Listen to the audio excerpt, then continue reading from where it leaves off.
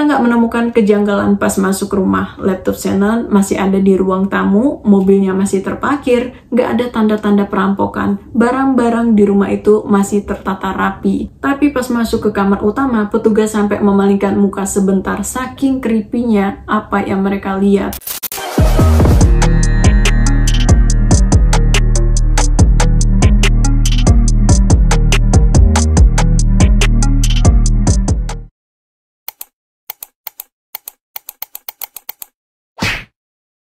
Halo, sebelumnya terima kasih udah klik video ini, dan malam ini kita akan membahas Shannon Denise Conway, perempuan cantik, religius, kreatif, juga produktif, yang ditemukan tewas dengan posisi yang gak enak banget dilihat, pose nggak senonoh, seolah-olah dia sengaja ditinggalkan dalam keadaan seperti itu untuk mempermalukannya di hari kematiannya. Pelakunya punya dendam pribadi terhadap Shannon karena berkali-kali ditolak sama Shannon. Nah, siapa pelakunya dan apa yang sebenarnya terjadi? Kita langsung aja masuk ke pembahasannya. Sebelumnya aku ingetin bahwa video ini mungkin kasus yang cukup creepy, tapi pembahasannya akan aku bawakan dengan kata-kata yang nyaman untuk didengar, dan aku juga nggak mau terlalu deskriptif, jadi kalian bisa santai tonton video ini sambil lanjut makan takjilnya. Oke, relax and let's begin. Jadi, Shannon Denise Conway lahir tanggal 19 April tahun 1969 di kota Anderson, Indiana. Dia anak bungsu dari 3 bersaudara. Abangnya bernama James dan Stephen, anak dari pasangan Lawrence dan Melanie. Shannon ini dibesarkan dari keluarga yang religius, cuma sayangnya di umurnya yang ke-8 tahun orang tuanya memutuskan untuk berpisah. Lalu setelah perceraian kedua orang tuanya, James memilih untuk tetap tinggal di Indiana ikut ayahnya. Sementara Stephen dan juga Shannon ikut mamanya pindah ke Florida. Lalu tahun 1975, Melanie memutuskan untuk nikah lagi. Dia menikahi seorang laki-laki yang bernama Charles Borchir.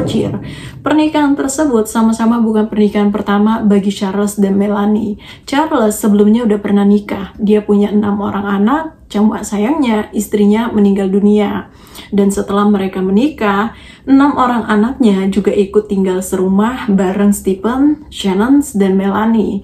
Dan dari pernikahan Charles dan Melanie, mereka dikaruniai seorang anak perempuan yang diberi nama Amy. Di antara saudara-saudaranya, Shannon tuh paling dekat sama abangnya Stephen. Kemanapun Stephen main, dia pasti ikut. Dari kecil, Shannon juga udah kelihatan berbakat di bidang seni. Dia pintar melukis, juga kreatif. Di sekolah, dia nggak cuma sibuk belajar. Shannon juga aktif di berbagai kegiatan organisasi sekolahnya. Di sekolahnya, dia termasuk siswi yang populer. Bukan cuma karena dia pintar di bidang akademik, kecuali matematika sama sains. Dia nggak terlalu suka mata pelajaran itu. Shannon juga dikenal sebagai anak yang murah senyum, selalu penuh semangat, ceria gitu. Shannon ini tipe temen yang kalau ada dia, yang nggak niat nongkrong pun jadi betah gitu. Saking asiknya suasana tongkrongan kalau ada si Shannon. Lalu setelah dia lulus SMA tahun 1987, dia lanjut tuh kuliah di Florida State University di Tallahassee. Terus lanjut ke Shell Community College, di mana dia berhasil memenangkan beasiswa dan memperoleh gelar associate dalam terapi seni. Sebagai pelajar, Shannon pintar. Sebagai pencinta seni, dia juga kreatif. Dan sebagai insan bertuhan, dia juga religius. Shannon anggota aktif di gerejanya. Lalu tahun 1989, di umurnya yang ke-20 tahun, Shannon ketemulah sama Clay Starbuck yang berusia 24 tahun di sebuah pesta dansa gereja waktu dia lagi berlibur ngunjungin Florida Selatan Clay Dwayne. Sebelum lanjut, mana tahu ada yang salfok, Starbuck di sini nama belakang ya, nggak ada kaitannya sama merek tertentu atau orang-orang di balik perusahaan Starbuck. Jadi, Clay Starbuck lahir tanggal 1 September 1964, anak pertama dari 2 bersaudara. Adiknya bernama Katie dari pasangan Larry dan Betty. Mereka sempat tinggal di Oregon sebelum kemudian pindah ke Alaska dan menetap di sana. Ayahnya kebetulan kerja di sana di bidang penegakan hukum. Clay lulus SMA tahun 1982 dan melanjutkan studinya di sekolah diesel dan otomotif di Denver, Colorado. Lalu sekitar tahun 19 1986, Clay baliklah ke Alaska. Dia kerja di jaringan pipa minyak Trans Alaska. Waktu Clay ketemu sama Shannon, dia tuh udah nikah, udah punya anak 2. Cuma sayangnya pernikahannya tersebut nggak berjalan mulus dan dia lagi memperjuangkan hak asuh atas kedua anaknya. Pertemuan yang nggak disengaja antara Clay dan Shannon tersebut jadi awal dari hubungan mereka yang panjang dan berliku-liku. Kenapa berliku-liku? Nanti kalian pasti tahu setelah di pembahasan-pembahasan berikutnya, jadi tetap stay. Setelah 8 bulan saling kenal, mereka memutuskan untuk menikah. 1 Juni 1990 mereka nikah, dan setelah pernikahan tersebut, Clay berhasil mendapatkan hak asuh penuh atas kedua anaknya yang bernama Drew dan Jess.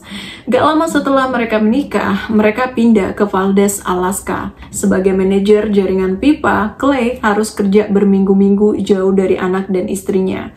Perubahan ini perubahan yang besar bagi Shannon. Tapi sebagai perempuan yang udah nikah, Shannon berusaha untuk tetap ngejalanin semua itu. Dia berusaha jadi lebih mandiri dan tetap menyayangi kedua anak tirinya. Jadi di sini Shannon ini bukan kayak ibu tiri yang ada di sinetron ya, yang jahat sama anak tirinya selagi suaminya nggak di rumah.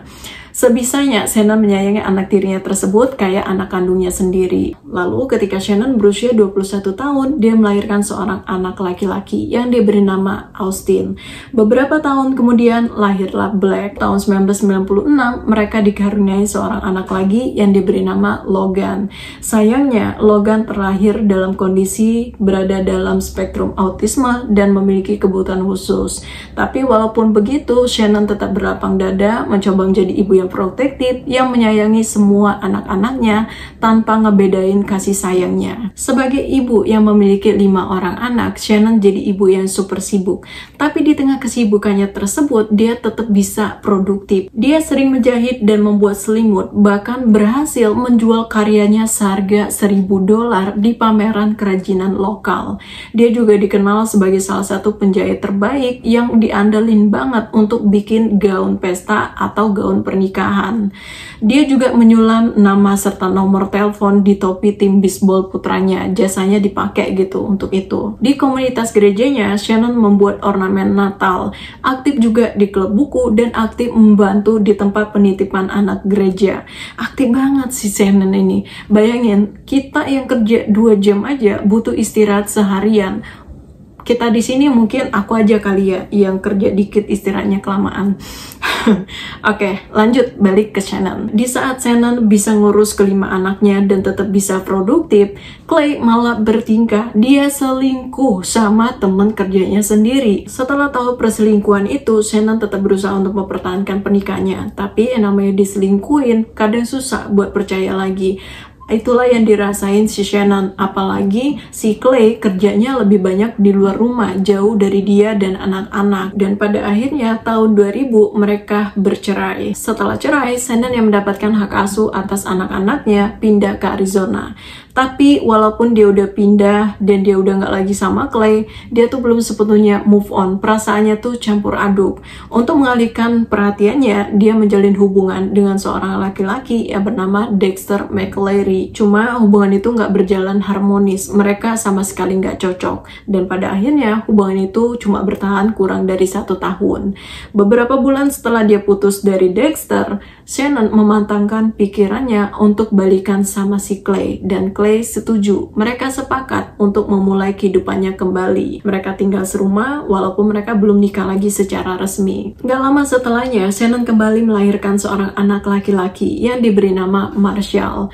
Clay tahu kalau Marshall ini bukan anak kandungnya karena dia ngitung kurun waktu kelahirannya Marshall. Tapi walaupun gitu, Clay gak terlalu peduli, gak masalah sama sekali. Dia tetap menerima Marshall, memperlakukan Marshall kayak anak kandungnya sendiri. Seperti apa yang dilakukan oleh Shannon ke anak-anaknya dari pernikahan pertamanya. Jadi dia cuma mau fokus untuk memperbaiki hubungannya sama Shannon. Barulah 29 Desember 2006 mereka resmi nikah lagi. Dan 18 bulan kemudian mereka pindah ke Deer Park, Washington. Shannon yang waktu itu berusia 39 tahun nyaman banget di Deer Park. Apalagi setelah dia tahu teman masa kecilnya yang bernama Doug Carter ternyata juga tinggal di Deer Park sama istrinya. Jadi dia makin betah lagi di Deer Park. Dan sama seperti sebelumnya, Shannon harus tetap tinggal di rumah ngurus anak-anaknya, sementara Clay tetap kerja di jaringan pipa dan dia nggak bisa selalu di rumah karena tuntutan kerjaan. Shannon oke aja, dia udah terbiasa sama kerjaannya si Clay. Tapi percaya nggak percaya ya, dalam satu hubungan, kalau salah satunya udah melibatkan orang ketiga dalam artian selingkuh, yang diselingkuhin kadang susah untuk percaya lagi. Selalu ada pikiran yang menghantui, dia beneran udah setia nggak ya? Dia masih selingkuh nggak ya? Entah balik ke pribadi masing-masing, tapi di cerita ini itulah yang dirasai Shannon. Walaupun dia udah berusaha untuk nyibukin dirinya dengan kegiatan anak-anak, aktif juga di kegiatan gereja, tapi tetap aja pikiran-pikiran tentang masa lalunya Clay yang pernah selingkuh terus-menerus membayangi pikirannya, sampai akhirnya pikiran tersebut memudarkan perasaannya ke Clay. Untuk kedua kalinya, Juni 2010, Shannon mematangkan pikirannya untuk mengakhiri pernikahannya dengan Clay. 1 bulan kemudian, Juli 2010, Shannon yang berusia 41 tahun ngajuin gugatan cerai. Dia tahu kalau keputusan ini bukan sesuatu yang mudah untuk ngelanjutin hidup, apalagi di usianya yang udah 40-an. Tapi dia yakin kalau dia bisa menata kembali kehidupannya dan bisa jadi lebih mandiri. Sementara itu, nggak lama setelah perceraiannya, Clay yang kerja di jaringan pipa ngalamin kecelakaan kerja. Karena kecelakaan kerja tersebut, dia mengalami cedera punggung yang cukup parah, sampai dia dinonaktifkan dan nggak bisa lagi lanjut kerja.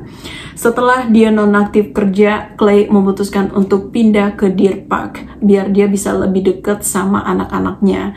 Di titik ini, Clay tuh ngerasa kalau kerjaannya lah jadi faktor utama perceraiannya sama Shannon. Setelah dia tinggal di Deer Park, dia ngajak Shannon untuk kembali balikan. Tapi Shannon udah nggak mau, dia tetap kekeh sama keputusannya untuk memulai kehidupan yang baru. Shannon ngerasa kalau dia sama Clay udah nggak bisa lagi sama-sama.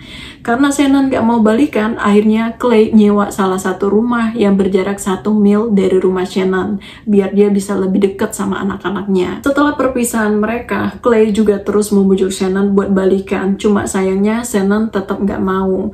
Dan Shannon juga nggak mau egois, dia tetap berhubungan baik sama Clay demi anak-anak mereka. Mereka juga bijak banget sebagai orang tua, mereka nggak pernah mau nunjukin masalah mereka di depan anak-anak, apalagi berdebat di depan anak-anak mereka.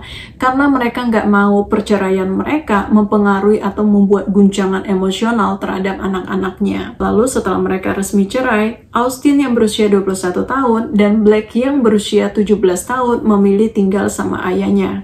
Sementara hak asuh Logan, Sharena, dan Marshall sepenuhnya jatuh ke tangan Shannon. Pengadilan memerintahkan Clay membayar tunjangan anak sebesar $5.000 setiap bulannya ke Shannon. Dan Shannon juga harus membayar sejumlah kecil sebagian nafkah untuk Black sampai Black berusia 18 tahun, karena Black kan masih 17 tahun umurnya. Setelah mereka resmi bercerai, Shannon juga sadar kalau dia bukan lagi seorang istri yang dinafkahi, jadi dia mulai berpikir untuk cari pendapatan lain. Dia mulai kursus kebersihan gigi di Spokane Community College yang menjanjikan pendapatan yang lumayan setelah menyelesaikan masa pelatihan. Sementara Clay juga mengalami masalah finansial.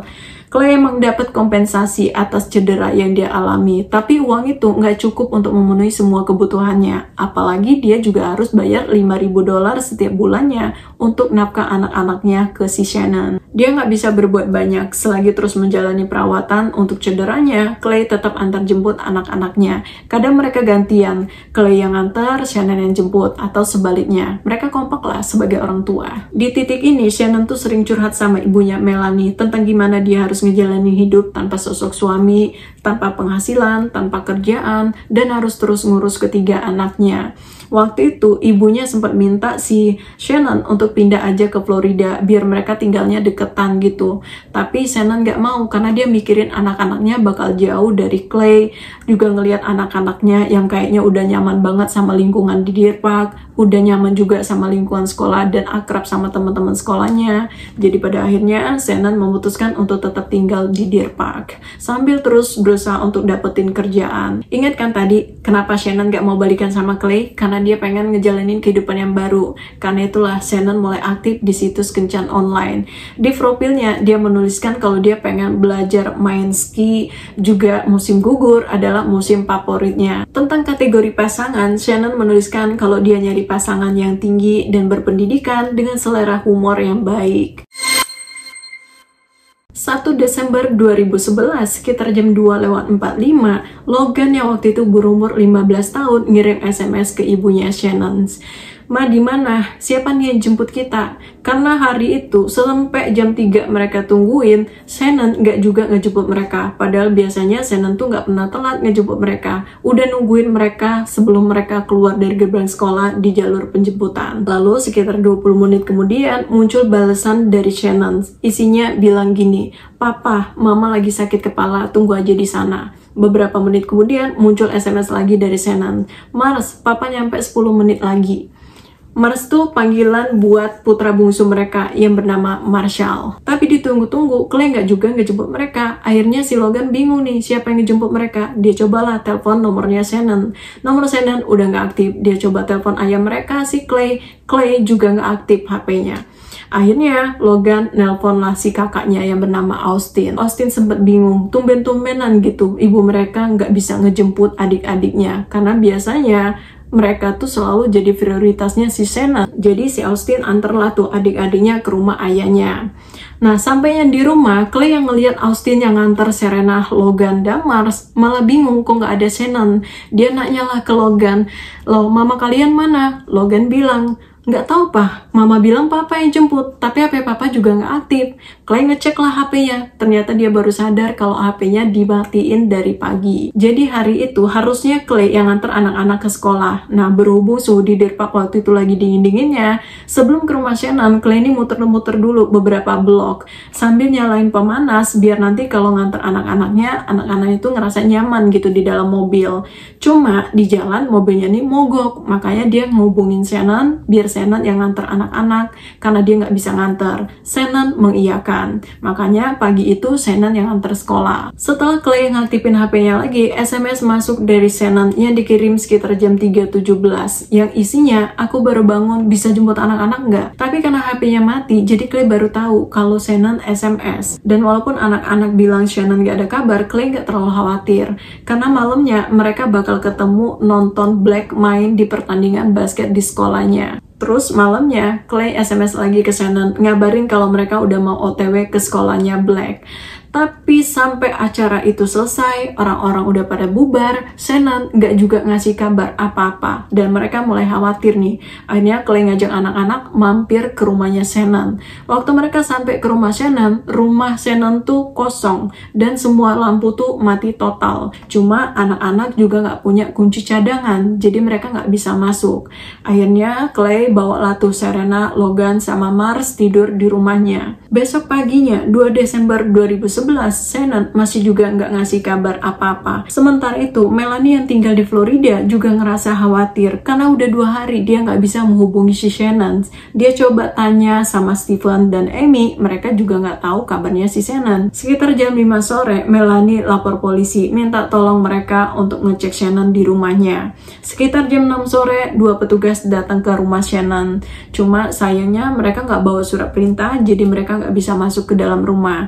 Tapi setelah mereka ngelihat dari jendela rumah Shannon, kayaknya nggak ada tanda-tanda yang mencurigakan. Nggak ada barang-barang yang berantakan, cuma rumah itu kelihatan kayak kosong, nggak ada penghuninya. Semua lampu juga masih mati total. Akhirnya sekitar jam 7 malam, mereka memutuskan untuk pulang. Besok paginya, 3 Desember 2011, Doc yang nggak bisa menghubungi Shannon juga melapor ke polisi. Menurut Doc, ini bukan kebiasaan Shannon banget, sama sekali nggak ada kabar. Jadi dia minta polisi untuk ngecek ke rumahnya si Shannon. Melanie juga bilang, "Pak, tolong Pak, dicek dulu ke dalam rumahnya. Ini anak saya udah 48 jam nggak ada kabar, Pak." Lalu sekitar jam 9 pagi, petugas kepolisian datanglah memeriksa rumah Shannon.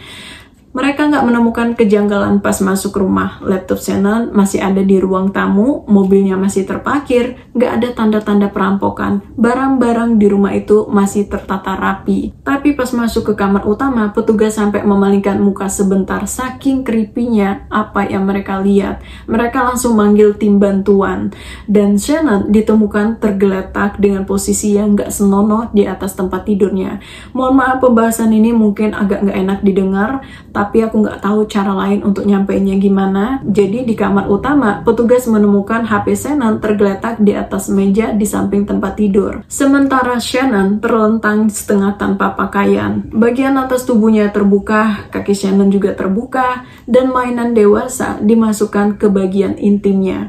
Ada pemijat bertenaga listrik yang ditempatkan di daerah kewanitaannya. Sekujur tubuh Shannon dipenuhi sama luka-luka memar. Posisi tubuhnya juga dibuat gak senonoh, seolah-olah pelaku sengaja meninggalkan Shannon seperti itu untuk mempermalukannya di hari kematiannya. Di kamar tersebut, petugas juga menemukan ada berangkas yang udah terbuka dan isinya pernak-pernik mainan dewasa termasuk alat kontrasepsi. Masalahnya, barang-barang tersebut seolah sengaja ditampilkan seperti itu. Lalu beberapa saat kemudian, jasad Shannon langsung diserahkan ke pihak medis untuk dilakukan otopsi. Sementara penyidik mengumpulkan setiap petunjuk dan bukti yang ada di rumah Shannon, termasuk ponsel dan laptopnya Shannon mereka sita. Dari hasil otopsi, dokter menemukan cedera dada yang cukup parah karena senjata setrum. 10 tulang rusuk Shannon patah karena benda tumpul, memar di bagian kulit kepala, memar di kedua lututnya, di bagian atas kaki, dan di kedua pinggulnya. Menurut dokter, kemungkinan Shannon ini pingsan beberapa kali selama penyiksaan tersebut terjadi. Beberapa luka juga menunjukkan kalau kemungkinan dia diseret dan diinjak dengan sepatu. Ada temuan rambut yang bukan milik Shannon di tubuhnya. Dari bekas luka di lengannya, kemungkinan tangan Shannon diikat ke belakang saat disiksa. Mainan dewasa yang dimasukkan di bagian intimnya sebelumnya juga udah dimasukkan dengan paksa ke bagian belakangnya. Semoga kalian paham karena aku nggak mau terlalu deskriptif. Dan tulang tenggorokannya juga patah. Nggak ada tanda-tanda kalau Shannon dikerjain sebelum meninggal, tapi dari luka-luka di sekujur tubuhnya, para ahli memperkirakan waktu kematian Shannon ini antara tanggal 1 Desember atau awal 2 Desember. Sementara penyebab kematiannya karena kompresi leher atau pencekikan, dengan total luka-luka antara 80 sampai 90 luka-luka di sekujur tubuhnya Shannon. Tim penyelidikan langsung berbagi tugas untuk segera mengungkapkan kasus kematian Shannon. Sebagian ngumpulin bukti dan petunjuk di TKP, sebagian lagi menggali informasi dari tetangga, teman, juga keluarganya Shannon. Dari keterangan tetangga, nggak ada yang dengar atau melihat kejanggalan di hari hilangnya Shannon. Sementara Clay, dia menceritakan tentang mobilnya yang mogok, juga komunikasi terakhirnya sama Shannon sebelum Shannon nggak ada kabar. Tapi Clay juga cerita ke penyidik soal Shannon yang aktif di situs kencan online, dan Clay curiga kalau salah satu kenalan Shannon di situs tersebut dalang dibalik pembunuhannya. Dan selama interogasi, Clay kelihatan sangat terpukul, shock, bahkan dia sampai muntah-muntah setelah penyidik ngejelasin gimana kondisi Shannon waktu ditemukan.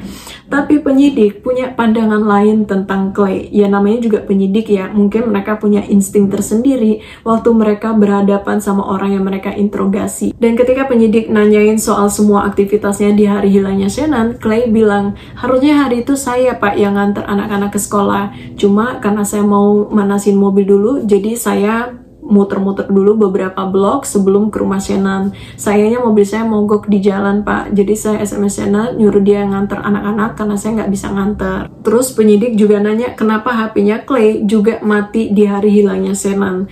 Clay bilang kalau setelah mobilnya mati total, dia terpaksa jalan kaki pulang ke rumah. Tapi sampainya di rumah, dia ngerasa sakit kepala. Akhirnya dia minum obat, terus istirahat, dan juga matiin ponselnya biar dia nggak terganggu. Penyidik nanya, itu udah jadi kebiasaan ya matiin HP waktu istirahat? Clay bilang, nggak selalu sih Pak, tapi saya biasanya ngelakuin itu kalau saya nggak mau diganggu waktu istirahat. Clay kooperatif banget. Dia juga mempersilahkan penyidik untuk ngecek HP-nya, bahkan bersedia difoto kalau di tubuhnya ada luka-luka yang mencurigakan. Anak-anak Clay juga percaya kalau ayah mereka nggak terlibat dengan kematian Shannon. Sama kayak Clay, anak-anaknya si Shannon yakin kalau salah satu kenalan Shannon di situs kencan online dalang dibalik kematian ibu mereka. Setelah dengar penjelasannya si Clay, penyidik mulai menyelidiki situs kencan online-nya si Shannon. Dari pemeriksaan itu, itu, mereka mencurigai dua orang. Pertama, seseorang yang bernama Tom Walker. Tom ini sering teleponan, chattingan, juga video callan sama si Shannon.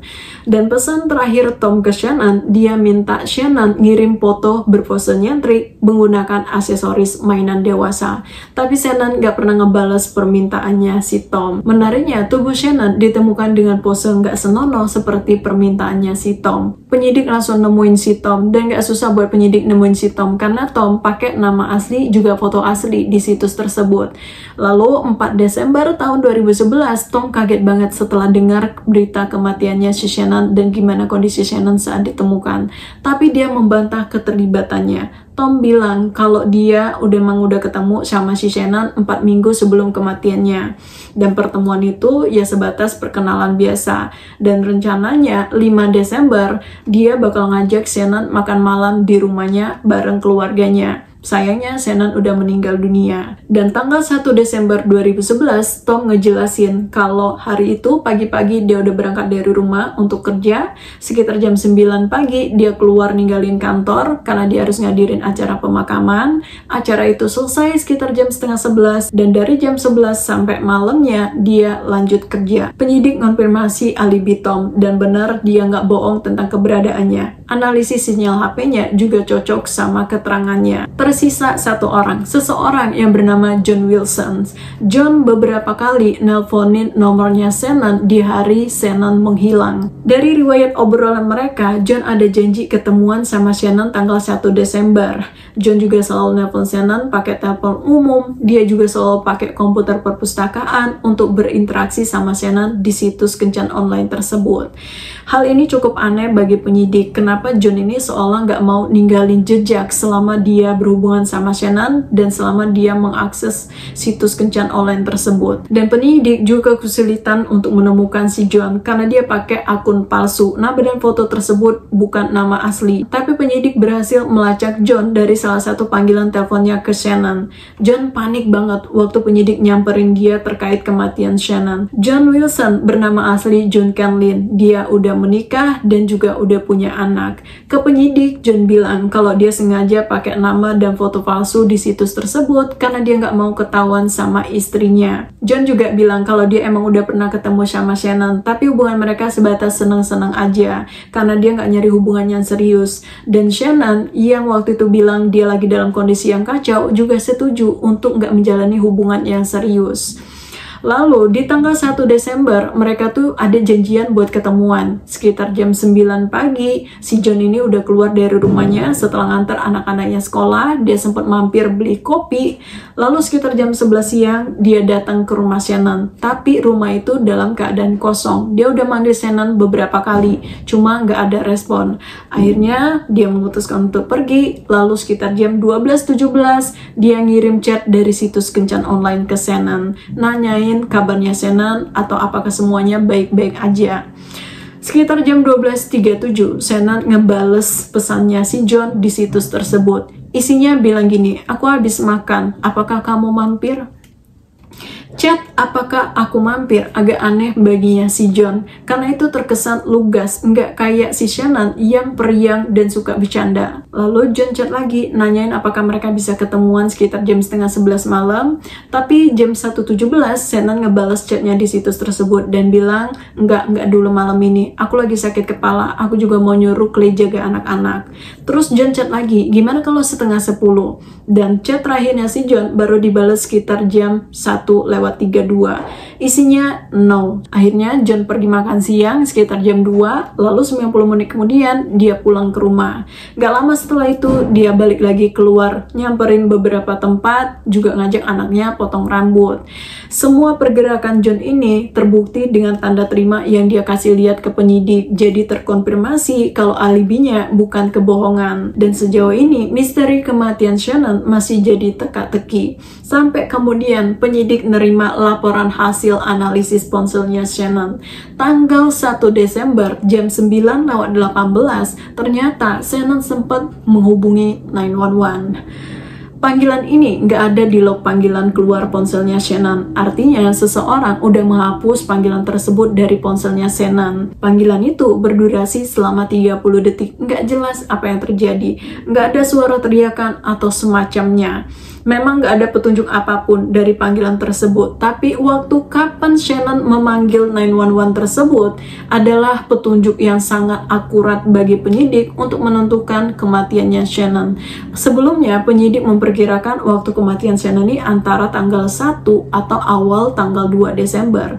Tapi dari temuan tersebut, penyidik menyimpulkan kalau kemungkinan Shannon ini udah tewas nggak lama setelah nganter anak-anaknya ke sekolah. Dengan kata lain, Shannon udah nggak mungkin bisa ngebales pesan SMS-nya si Logan sorenya atau chattingan sama John siang hari itu. Karena di waktu itu, Shannon udah meninggal dunia. Siapapun pelakunya, dia orang yang akrab yang tahu kehidupan pribadinya Shannon. Karena SMS dari ponsel Shannon ke Logan, dia nyebutin Mars, panggilan keluarga untuk putranya Marshall.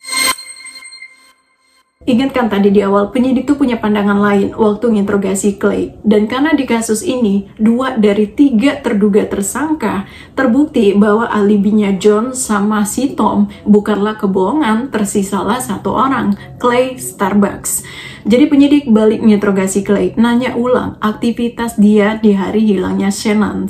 Clay cerita lah tuh tentang mobilnya yang mogok. Tapi kali ini penyidik nanya, jalan mana aja yang dia lalui waktu muter-muter dan di mana tepatnya lokasi mobilnya mogok. Di titik ini Clay mulai kelihatan beda dari sebelumnya. Dia agak ragu-ragu sebelum nyebutin lokasi di mana mobilnya mogok. Setelah Clay ngasih tahu, penyidik mulai nelusuri jalan yang disebutkan oleh Clay. Tapi dari setiap kamera pengawas yang memantau jalanan yang disebutkan Clay, sama sekali nggak ada tanda-tanda keberadaan mobilnya Clay. Nggak pernah terekam kamera CCTV jalanan kalau mobil Clay pernah melewati jalanan itu. Di titik ini, penyidik mulai meragukan alibinya Clay. Dan di tengah penyelidikan ini, petunjuk lainnya juga terungkap. Dari jejak digital ponselnya si Shannon, ada jejak SMS antara Clay dan juga Shannon yang menunjukkan kalau hubungan antara Clay dan Shannon nggak sebaik pengakuannya Clay. Mereka juga pernah cekcok soal nafkah bulanan yang harusnya jadi kewajibannya Clay. Di salah satu pesan, Shannon bilang ke Clay kalau dia tahu Clay yang neror dan memata-matainya. Pesan ini ngingetin penyidik sama pengakuan John yang ngerasa aneh sama balesan Shannon di dating app tersebut. Lalu, Doc Carter juga ngabarin penyidik. Dia bilang ke penyidik, "Pak, saya ngerasa ada yang aneh sama si Clay. Entah ini perasaan saya aja atau gimana, tapi saya ngerasa ada yang beda. Dia seolah ngejelekin si Shannon. Dia bahas soal Shannon yang gonta-ganti pasangan, tidur dengan laki-laki yang berbeda dari situs kencan online-nya. Dari anak-anak, saya juga tahu kalau mereka tahu soal ibu mereka dari si Clay. Aneh aja menurut saya, Pak, karena setahu saya mereka sepakat kalau kehidupan pribadi mereka nggak boleh dikait-kaitkan sama anak-anak mereka." Akhirnya, setelah penyidik menemukan kebohongan dari alibinya Clay, juga fakta-fakta yang mengarah ke Clay, mereka berhasil mendapatkan surat perintah untuk menggeledah rumahnya Clay. Dari penggeledahan itu, mereka menemukan spyware yang memantau semua aktivitas Shannon di situs kencan online. Clay mendokumentasikan siapa aja pria yang berhubungan sama Shannon di situs kencan online tersebut. Penyidik juga menemukan kunci cadangan rumahnya Shannon. Aneh bagi penyidik, kalau Clay punya kunci rumah Shannon, kenapa dia nggak langsung masuk waktu Shannon hilang nggak ada kabar?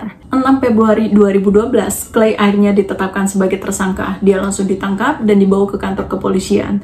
Selama lebih kurang 5 jam dia diinterogasi, tapi dia tetap menyangkal keterlibatannya. Lalu 2 hari kemudian, 9 Februari, Clay didakwa atas tuduhan pembunuhan tingkat pertama terhadap Shannon Dennis Conway.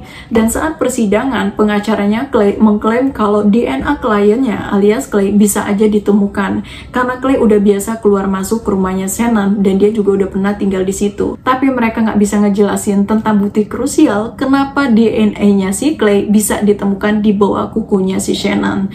Salah satu temannya Shannon juga bersaksi kalau Clay pernah neror Shannon dengan ngirimin paket mainan dewasa bertuliskan, "Kalau aku nggak bisa memilikimu, maka kamu bisa memiliki ini." Creepy banget kan? Dan Shannon juga pernah cerita kalau dia ketakutan banget sama kelakuannya Clay yang selalu meneror meneror dan mematai semua aktivitasnya. Sementara itu, anak-anaknya Clay juga tetap berpihak sama Clay. Mereka yakin Clay cuma korban dari penyelidikan kepolisian, cuma dijadiin kambing hitam. Sekilas tambahan kenapa anak-anaknya tetap percaya sama ayahnya. Karena selama ini, Clay yang memata-matai semua aktivitas Shannon di situs kencan tersebut, nunjukin hal itu ke anak-anaknya buat ngejelek-jelekin si Shannon. Karena Shannon selalu nolak diajak balikan, Clay yang sakit hati ngelihat Shannon terus-terusan kenalan di situs kencan online merencanakan pembunuhan tersebut. Hari itu sengaja Clay pura-pura mogok biar Shannon keluar rumah ngantar anak-anak sekolah, sementara dia menyelinap ke dalam rumah Shannon. Ketika Shannon pulang, saat itulah dia melakukan penyiksaan yang brutal dan sangat sadis terhadap mantan istrinya Shannon Dennis Conway. Mantan istri dari pernikahan pertamanya Clay juga menerangkan kalau Clay ini bukanlah laki-laki baik-baik, laki-laki yang sangat menakutkan. Clay pernah nyulik anak-anaknya karena nggak mau bayar nafkah bulanan yang ditetapkan oleh pengadilan. Dan Clay juga terus-terusan neror mantan istri pertamanya, juga neror mertuanya. Salah satunya hal yang bisa membuat mereka terlepas dari terornya Clay karena mereka pindah kota jauh dari Clay. Dan pada akhirnya putusan persidangan menyatakan bahwa Clay Starbuck yang berusia 48 tahun bersalah atas pembunuhan terhadap mantan istrinya, Shannon Dennis Conway. Dia dijatuhi hukuman penjara seumur hidup dan dilarang melakukan kontak ke anak-anaknya Logan, Marshall, dan Serena sampai ketiga anak tersebut berusia 18 tahun. Dari sini kita tahu parah banget dan fatal kalau kita sampai salah memilih pasangan, apalagi kenal sama laki-laki kayak si Clay. Dan semoga dari kasus ini kita bisa ambil pembelajarannya, ambil yang baik-baiknya, buang yang buruknya. Oke? Selamat menjalankan ibadah puasa ya, terus semangat puasanya, dan terima kasih udah nemenin bahas kasus ini sampai selesai. Sampai ketemu di next video. Bye-bye.